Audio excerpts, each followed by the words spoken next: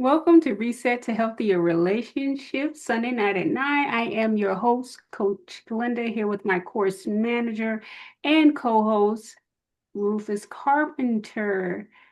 We are so happy to see you guys. Last week, we had a wonderful time on our first annual cruise. I think everyone that was able to attended, I thank you all for your participation, your willingness to reset, reconnect, and rise again during that special time last week. Um, we're so glad that you're here. Tonight, we'll talk about something we've all felt disappointment in love. Maybe it's a relationship that don't meet your hopes or a season that left you questioning your worth. But you are not alone. And tonight is about remembering that your story isn't over. Now, tonight's topic, ladies and gentlemen, is healing from disappointment in love. Healing from disappointment in love. So let's take two slow, deep breaths. Inhale peace and exhale old pain. Let's see. Name one thing that reminds you love is still possible. Let's see. Let me think of one thing that reminds me that love is still possible. I'm glad you asked that question because for me, I think my trust in God is probably the first thing I would say. And then after that, I would say my belief in my ability to be loved. Mm, okay. All right, you heard it first from Mr. Rufus Carpenter. Anybody else on the line want to name one thing that reminds them that love is still possible? Because after you finish after you go through a bad relationship and you're hurt and you're disappointed, sometimes people feel as if, oh, my life is over. I'm never gonna rebound. I'm never gonna find anyone else. But in reality, that's not true. There is always a tomorrow. The sun shines the next day. So anyone else? I can say for me, I still find the opposite sex attractive. So Okay. shucks. So so because of that, there's a possibility. That's right. That's right. That's because one, made you upset doesn't mean that the next one will. You're That's absolutely right. right. That is absolutely right. And they all have their attractive ways about them, inward as well as outward. You are so right about that. Anybody else want to chime in with something that reminds them that love is still possible? And it said that past relationships for me lets me know that it's possible. Because if I've been loved once and people, I can take that. If somebody found me and loved me before, I'm sure we can go there again. So that's my mindset. Okay. Okay. All right. So, love disappointments can leave deep emotional bruises, grief, self-doubt, and fear of trying again. But healing doesn't come from erasing the past. It begins when we allow the truth to soften our hearts again. So, when you think about reset, you think about acknowledge the heartbreak without self-blame. Release the need to make sense of someone else's actions. Then, when you think about reconnecting, you think about turn compassion inward, reconnect to your own needs, and redefine what healthy love looks like to you. So that's, that reconnecting moment is when you come to yourself and you find out really what works for you best now moving forward. And then we have that rise moment moving forward with lessons turned into wisdom. Choose actions that reflect growth, not grief. Like when you're moving forward, you don't want to take the past into a new relationship. You don't want to punish the new guy for what the past guy did or vice versa. You want to start afresh and you want to grow from your past experiences and start to grow and build in your new experiences. So let's see. Wait, can I jump Yes, in right about there? Because yes, please chime in. when you say deep emotional bruises, that's where a lot of us get stuck at right there. All of us sometimes somewhere in our life have had those moments where we've got disappointment, and it could be a relationship, or like this thing said, it could have been a season that you went through that. But Mhm. I noticed something deep when we say deep emotional bruises. That's not what people call it. That's not what the person going through it call it. Okay. When I hear people say, I'm happy being single, to me that's a mask. So not always, but a lot of times that's a mask. That's how a person. That's the way a person cover up their pain. They say, hey, look, I'm happy being single. I'm okay. I'm good. But no, a lot of times that's the emotional grief. That's that they've been hurt so bad that they're afraid to go out there. That fear sets in.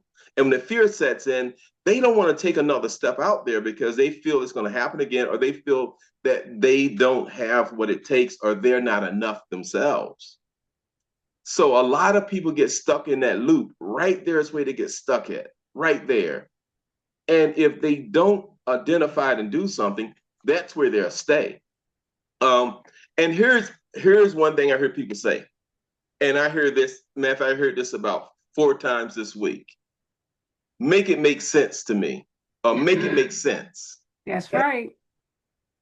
When they say that, I said, okay, there may be something underlying under that. Because when people say make it make sense, how are you gonna make it make sense with what somebody else actions, what somebody else does? You can't make that sense for you. Can't make that make sense to you because that's their action. That's something somebody else did. That's the way they think. And in them, it's hey, it makes sense to them, but how it makes sense to you. Mr. Carpenter, Mm-hmm. usually when people make that comment, they are trying to get the other person to make it make sense to them. Because I use that comment all the time at work. When I'm Okay. talking to, different individuals, I'm like, can you make it make sense? Because I mean, if you are the only one that understands and know, help me to understand. I don't know how many times you got to dummy it down, but make it so I can understand. That's in a work environment. But let's talk about relationships in a relationship environment. I still want you to make it make sense to me. Because if I can't Rufus, understand what you're saying, I need you to make it make sense. that's just another phrase to saying, make me understand it. Say it in a way so I can understand it. Make it make sense. That's all that's saying. Make me understand it. You're not always going to understand the other person's actions. You're not always going to be able to make sense of another person's action all the time, especially when it comes to things of the heart, especially Correct. when it comes to That's emotional why things. they say, make it make sense. Help me to understand it. That's why they say that. Mr. Carpenter, are you trying to say that at the end of the day, you're going to end up having to agree to disagree because every time someone's not able to make it plain enough for you to understand their point of view or their side of whatever the situation may be. Are you trying to say that? I'm trying to say that. Yes, I'm trying to say that. That's what I'm trying to say because I'm trying to say there's more factors in more than what they said. When you try to make it believe, when you try to make it make sense, you're trying to make it make sense through your lens, through your understanding, Right. through your mindset. You're trying to make it make sense. Where to you, their craze is all outdoors. It don't make sense. But to them, it does. You've seen people that you and they come and tell you their problems, and you be saying, that really ain't no problem. Right. But to them, it don't make sense. They can't get beyond that. They can't get past that. And those are deep emotional wounds. Because no matter how you explain it to them, no matter how you show them, it ain't gonna make sense because they're still stuck in their feelings. They still stuck in their own heart. They still stuck in that loop. I've got friends like that. I'm sure you have friends like that. True. Some of us might be even like that. Because a person, I'm just happy being single. I don't even want to mess with going out there. It's more trouble than it's worth. When I hear those comments, this person may have an underlying secret that they don't think they're enough. They don't think they can be loved. So instead of going out there putting themselves out there and getting hurt again, they just say, "I'm cool." Well, maybe they're cool at the moment. That don't necessarily mean that they have some sort of underlying issue. Maybe right now, okay, I'm not ready. So I'm cool being single. Okay. Not saying that I'm never going to search, but I'm cool at this point. Okay. That's beautiful. Now, I believe that that's great, but you don't stay there, is what you're saying, correct? Correct. Okay. And that's good. That's good, because a lot of times when a person say that, make sense, they're concerned about how the other person feel, what the other person's putting out or laying down, as they say. But really, it's yourself. It's how you feel about things that makes it make sense. Instead of you trying to find somebody new, love to you. Mm-hmm. Love the one you know the most about. Make that person whole.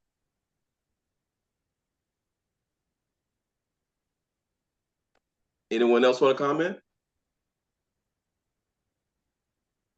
Ooh, kind of quiet.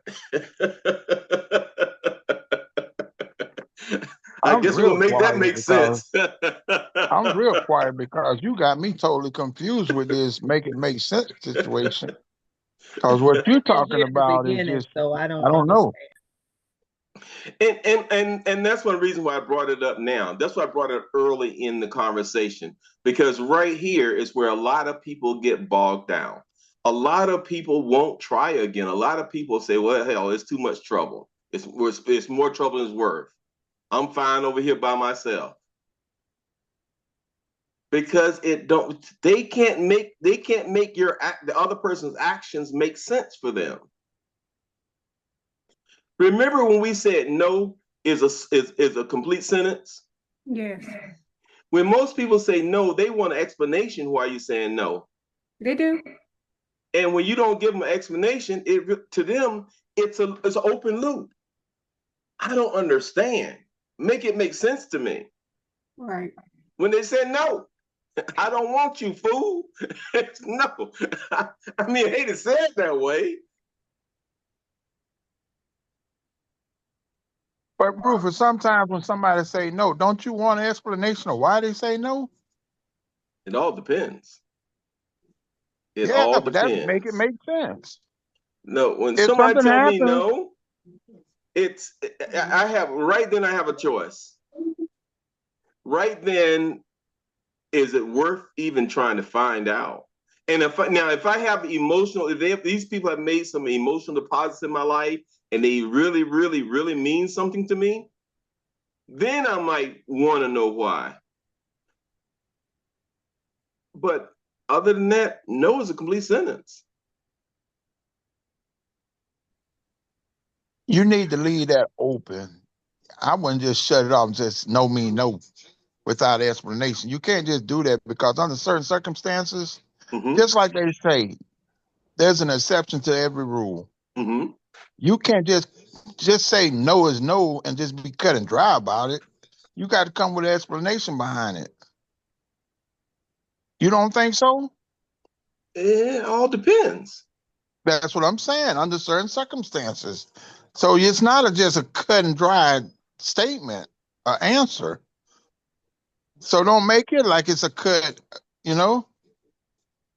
Let me say this. Let me explain. Let me explain what the Bible and what some people say about love first, and then we'll come back to you saying this right here, because I want to get this out, because I want us to realize that the purpose of the night is to calm your heart. To create safety in these moments. Because I think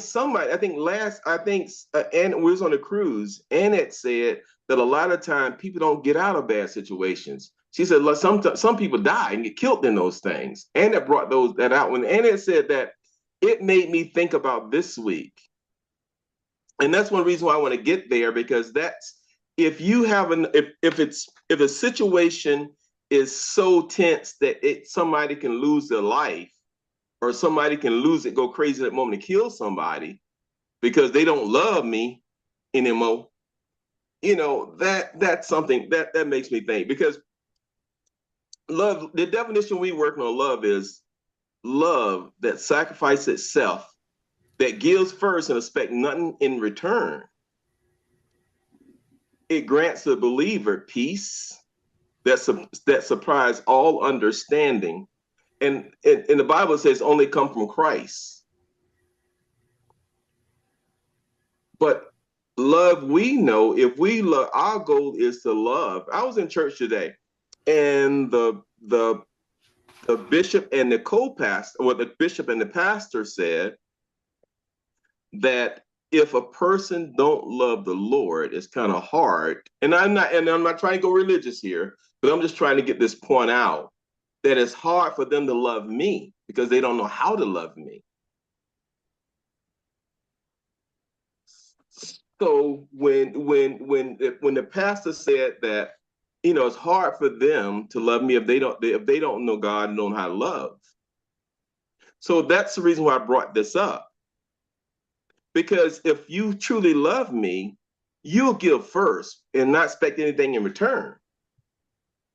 But if I don't truly love you and I'm giving myself, you got to meet me there, brother or sister. You got to give me just as good as I'm giving you. So when some people said, make it make sense to me, for instance, let's say me and Glenda, we're lovers. And let's say I give Glenda an expensive gift, and then she give me a sock in return. I get a sock. Now, I gave this woman a brand new car, and she give me a sock. Now, is it going to make sense to me? Maybe that's all she could afford. Wait, one at a time. Go ahead, Ava. One at a time. I said maybe that's all she could afford. Okay. It's not about whether she can afford it or not. It's not about how much the gift is. If she give you them socks and she giving it from the heart and you need them socks, what the hell difference does it make? Well, it really don't. If that's what she's giving me, and especially if I love her and I'm giving it, not expecting anything in return. Anyway, that's love. I'm giving without expecting anything in return from her in return. So when she don't give me anything, but if she give me a sock, that's even better. She give me something. So that's where I'm at. A lot of people have deep emotional wounds and hurt, and in their mind, something went wrong. A lot of times they feel that they're not enough, and they won't get back out there. And then you get those that get out there and say, hey, I'm going to find somebody new. This joker right here wasn't the one. So instead of them healing, they'll go find somebody new. And that same cycle will start over and over again. And they'll date the same person. They'll date the same person with a different name. And so you be answering your own questions a lot of times. Because what you just did, you just made it make sense. So when they asked you to make it make sense, you just did. Oh, I did, didn't I? So you can't knock a person for using that statement. Make it make sense. Because then you go and explain it, and guess what? You made it make sense. It took a while, but he made it make sense. Yeah, but I made it make sense to realize, let you know, you can't sometimes make sense of another person's action in a romantic situation. It's not you trying to make it make sense. It's them trying to get you to understand it. If I tell you make it make sense, I'm trying to ask you, hey, help me to understand it. That's what I'm asking you. I'm not trying to put myself in your shoes. I'm not trying to make you understand or make sense. I'm asking you to make it make sense. Okay. You see the difference? I see the difference. I see the difference. I see the difference. But a lot of people hide behind that. How are they hiding? Well, I think. Go ahead, Annette. Let Annette answer it. Oh, shoot, I forgot I had my mic on. I'm sorry. Okay, so you know what I think about it is like, you got little kids. And I don't know if any of you ever remember or can go in the store and see some kids that want something and they're with their parents. And their parents don't give them what they're looking for. And some kids will fall out, they'll holler, they scream, they do a whole lot trying to get that parent or whomever to give them what they want. Some parents you can watch, if you observe, some parent or the adult will give in and some won't. So it's sort of similar to like that, being able to learn how to handle rejection, being able to learn how to handle disappointment or something that don't go your way. I think as adults, we need to, rely back on that because everybody is not for you and everybody is not, just because you love them, they're not going to love you. And just because you want them, they're not going to want you. But maybe some do. But we have to learn how to understand and accept that rejection and be able to just move on from it without thinking that it's us that's wrong. It could be them. That person is wrong. They're wrong for you. That's not what you need. You need to move on. So it's not you that you're not enough. We need to start beginning to understand that other person is not enough for us and move on where we're not left with rejection or anything. We're just left with saying, hey, how this song go? I dodged the bullet, and keep on going. Yeah. That's the way I see it. Okay. Well, I love the way you express that. Go ahead, I agree Mr. with you. Kingdom. What you got to understand also, sometimes I've always made the statement, you got to love yourself first before you know how to love someone.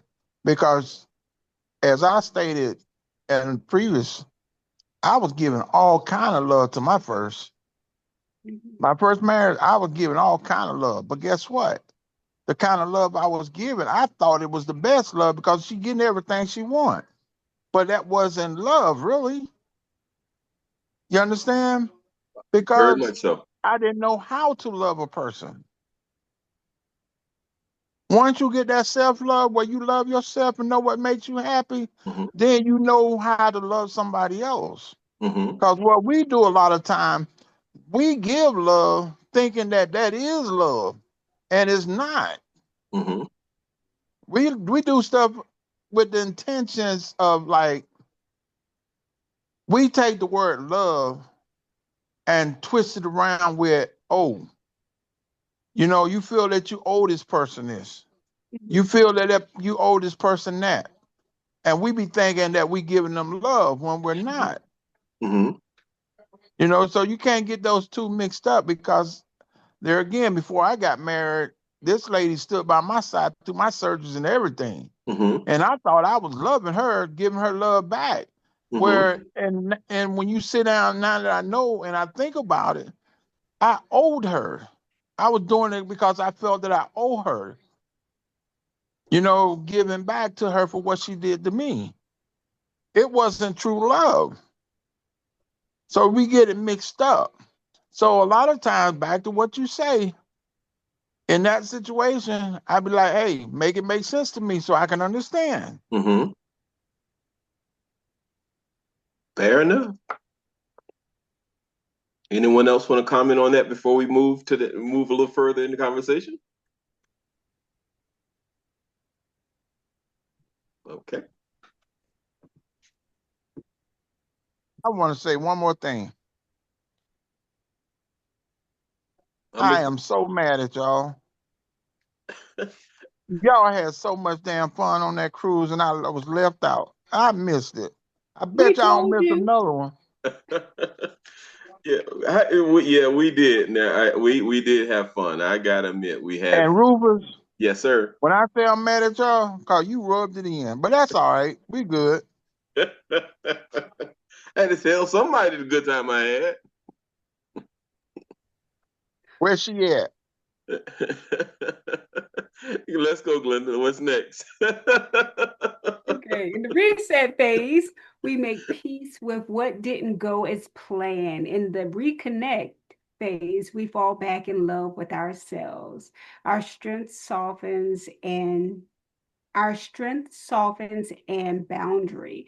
And in the rise phase, we begin again, not with fear, but with the faith that love still lives within us. Okay, now I'm gonna ask a question. When you think about disappointment in love, what memory or emotion first comes to mind? I got a question. This is Oh, what I don't understand. go ahead.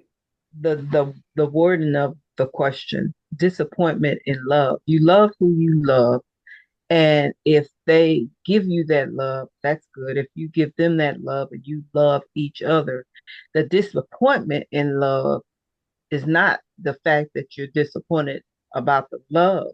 It's you're disappointed about being separated. Am I right? Is that what you're saying? You want to answer, Glenda? You want me to answer? You can go ahead. When you said this being separated is what you're disappointed about, that you're not with them anymore. Is that the final answer, the final piece of it that you really have the opportunity with? Yes, because I mean, how can you be disappointed with love? The love was a process. Love was the glue that kept you together. Love was a mechanism in which you guys connected.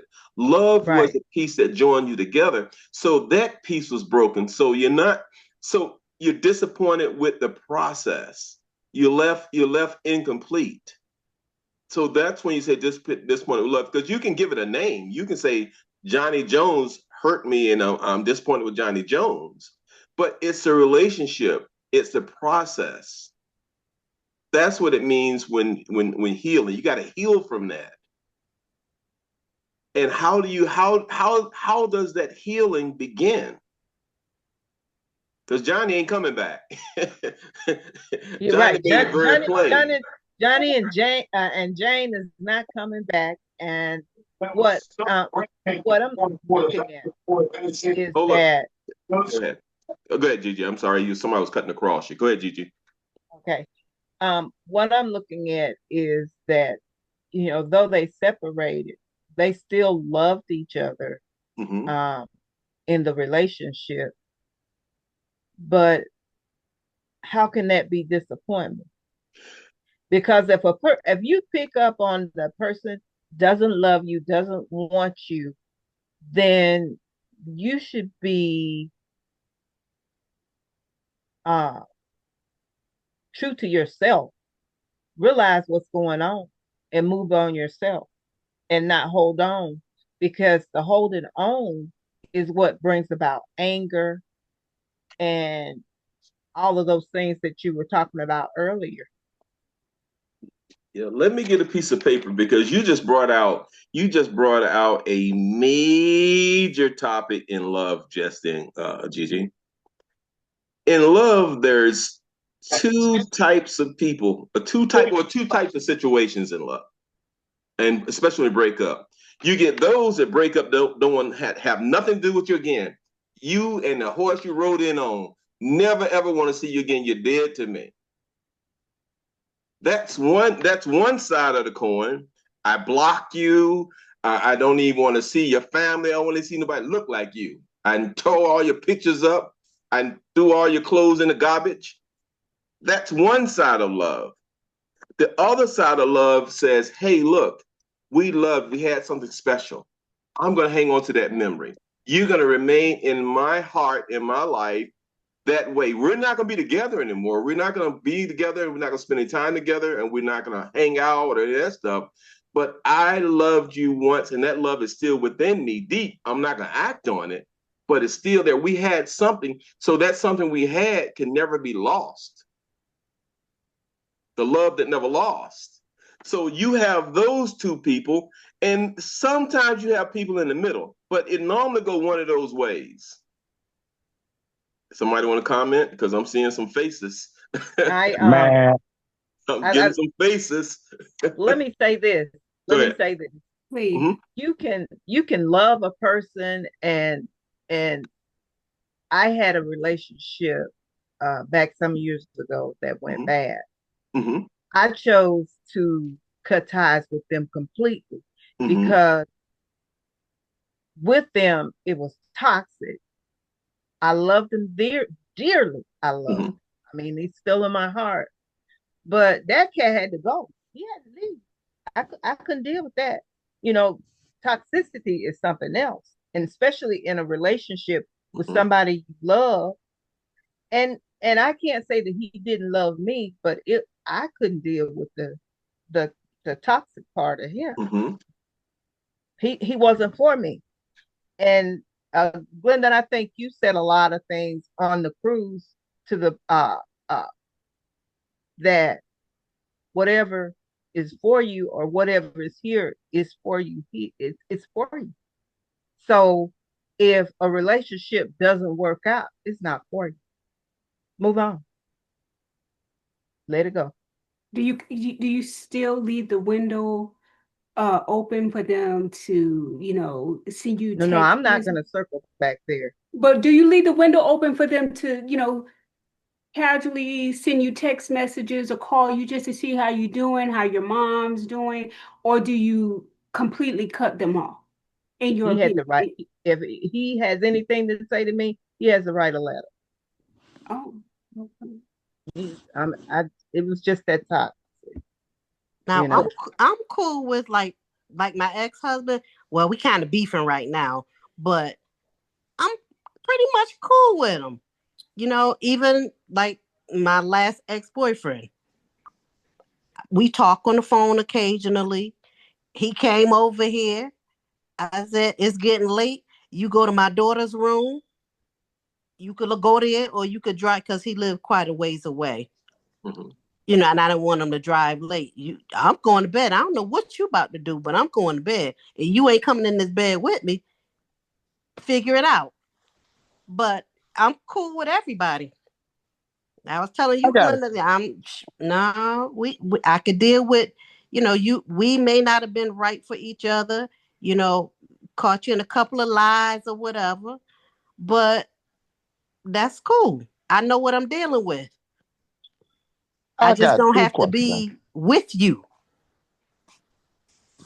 Okay.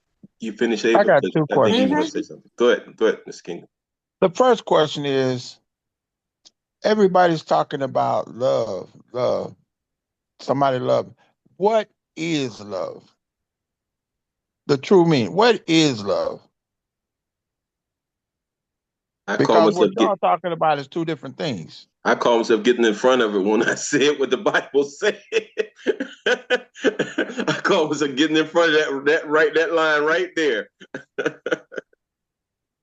What is it?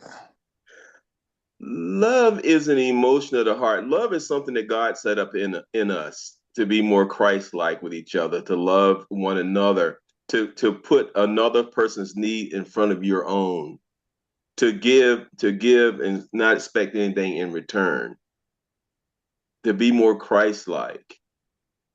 And then got to realize God set us up to be two people, to be a union. Because in the Bible, it says, if you want to go further, take someone with you. And then it says, how can two people go unless they agree? And if I'm going to take you with me, we going far, I'm going to like you and I end up loving you if we stay long enough. But that's what love is, Mr. Kingdom. Well, that's the short version of it. Well, you remember in that movie where this actress say love should have brought your ass home last night. Correct. You remember that? Yeah. What you call song? What's her name? Sung that song? Tony Braxton. Tony Braxton. That's it. That's the song. Yes, sir. But here's the thing, though. Okay, it's a difference loving a person because as I think it was say she talked to her exes. Okay, she have a love for them still. But that do not mean Ava is still in love with that person. Correct. You see what I'm saying? I understand that. So that's where I'm kind of confused because y'all talking about love this, love that. Ain't nobody mentioned the fact that you was in love with that person. Cause that's where the hurt come from.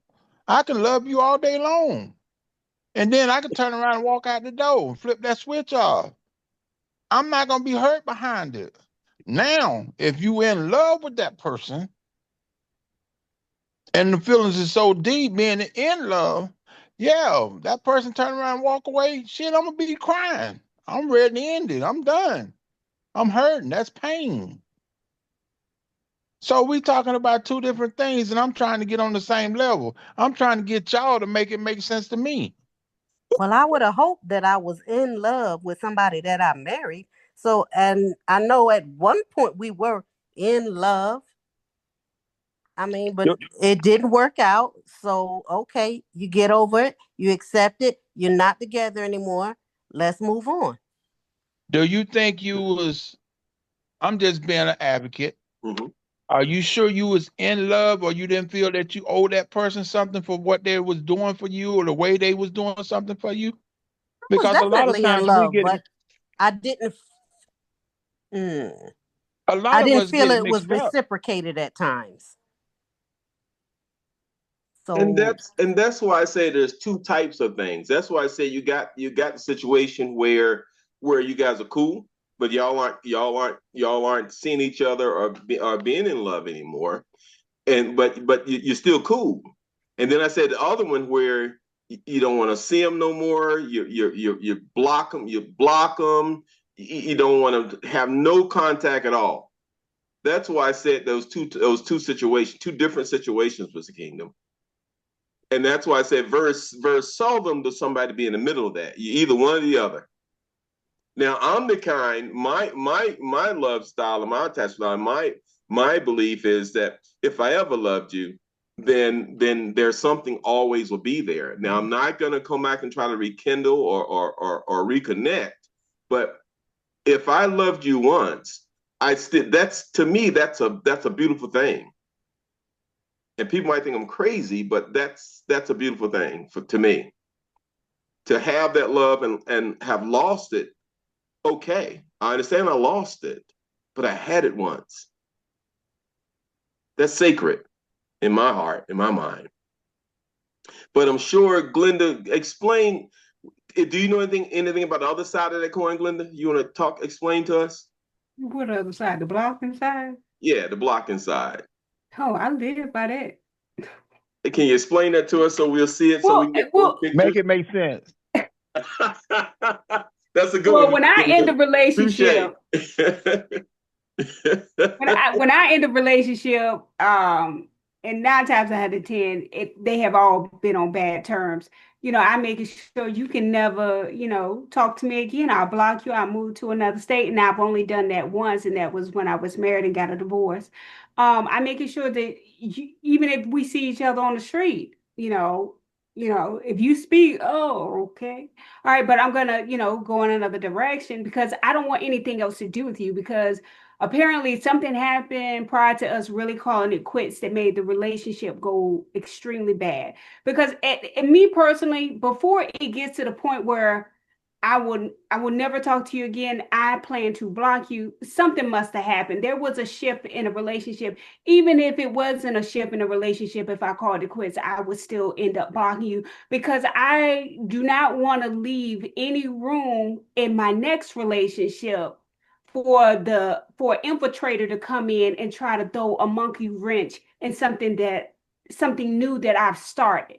I think that when you leave the door for exes to either say hi, send a casual, good morning text or, swing by outside of the relationships with like the parents of your children. When you leave room for those infiltrators to come in, trust me, they will find a way to sit up there and make you unhappy because misery loves company. But I'm not going to leave room for it. I don't care if I wanted to break up and you didn't want to break up. Okay, I'm going to call it quits. You're not, even if you do a drive by my house, just don't knock on my door because I don't own the community, but just don't knock on my door because you're going to get your feelings hurt. Don't text or call because you're already blocked because I will not respond. I'm not gonna let the new guy that I'm with feel like, I'm still carrying any past baggage, or I may have feelings for someone that I once dealt with. That's not the type of person that I am. And when you start anew for me, that means I'm starting fresh, and I'm gonna pour everything I have into the new person until he offends me or vice versa. That's just my take on it. Okay, so now you guys got both sides, Did I and make did it make sense? it made That sense makes to sense. me. It made sense to me. So you got both sides of the coin, and I'm glad she brought that out right quite clearly. I tell you what, let's do this. Let's do some skill. Let's do some skill building exercise. Let's use a tool. Let's use a tool we call the Love Chat Debrief. It's a mapping journal, and we're gonna do it in chat. We're gonna do it in the chat. And this is awesome because this right here is gonna bring out some of what Mr. King was talking about, some of what I was talking about, and some of what Ava was talking about, and some of what Coach Glenda was talking about. Let's do this. Okay, the first I'm gonna ask you three different. We're gonna talk about three different chats. And we'll put it in the chat. I'm gonna give you about 3 minutes per each one to put your comments in the chat. Okay. And it's three simple things. I'm gonna tell you what they are before I want your chat. The first one is gonna be don't chat yet. I'm just telling you what they are so we can get it all worked out. The first chat is when you feel disappointed in a relationship, it can be any time you was in love, anytime you had a relationship that didn't go quite the way you wanted, pick one of them. I don't care which one you pick. Pick one. Or it could be with a friend. A friend disappointed you, and that love of that friend got you where you had some issues. Okay? The first one is what happened? What actually happened? That's gonna be the first one. Then don't put anything in chat. I'm just trying to flush it out and let you see what I'm talking about. It's what happened. Name what disappointed you. And be honest with it without blame. You ain't gonna blame yourself, you ain't gonna blame them. Just what happened. That's gonna be the first chat. The second chat is going to be what I've learned, what I've learned, and what you learned about yourself or the relationship. What I've learned is going to be the second one. And I'll tell you what we're gonna put chat in there. What I've learned. An example could be I've learned how to love without without giving a lot of advice, without convincing the other person. All right. Now, the third one is going to be is what I need next. What I need next. And that's what you truly need. Is it peace, rest, clarity, a joy? Kind of got it? Yeah, we're gonna do it one at a time, so it'll be kind of easy. So the first thing I want you to put in the chat right now, in that relationship that you got disappointed with, or you got hurt, or have grief behind, what actually happened? Just what happened? You can be brief. Put it in the chat. That's the first thing. What actually happened? And be honest. An example. It could be example. He pulled away. She pulled away. She was never open and honest. She never had the ability to love. He never had the ability to love. They lied all the daggone time. Whatever it is. What happened?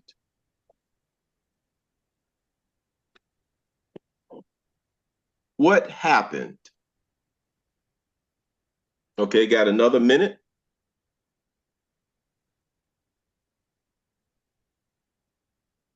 Okay. Yes, Kingdom, you said something? All right, now No, let's get all three of them in, and then we'll come back and we'll circle back. We'll talk about it one at a time. Okay, the next one is what I've learned. What I've learned. What I've learned about myself, or what I've learned about the relationship.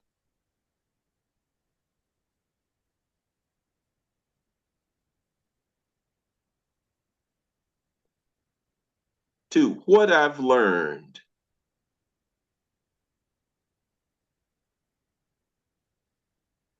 Okay. The last one is what I need. And I want you to write truly what you need. Do you need peace now? Do you need time alone right now?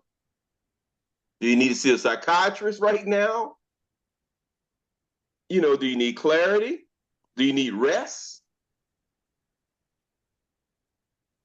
Or do you need championship, a companionship? Do you need to make so you want to make yourself special now? All right, now let's talk about them one at a time. Let's talk about them one at a time. And Glenda, when I talk about it, I want to get you to read some of the chat, some of the things. Now, what happened? What happened in a relationship? What are some of the things that happened? Example, he pulled away. What are some things you saw in chat, Glenda? What happened?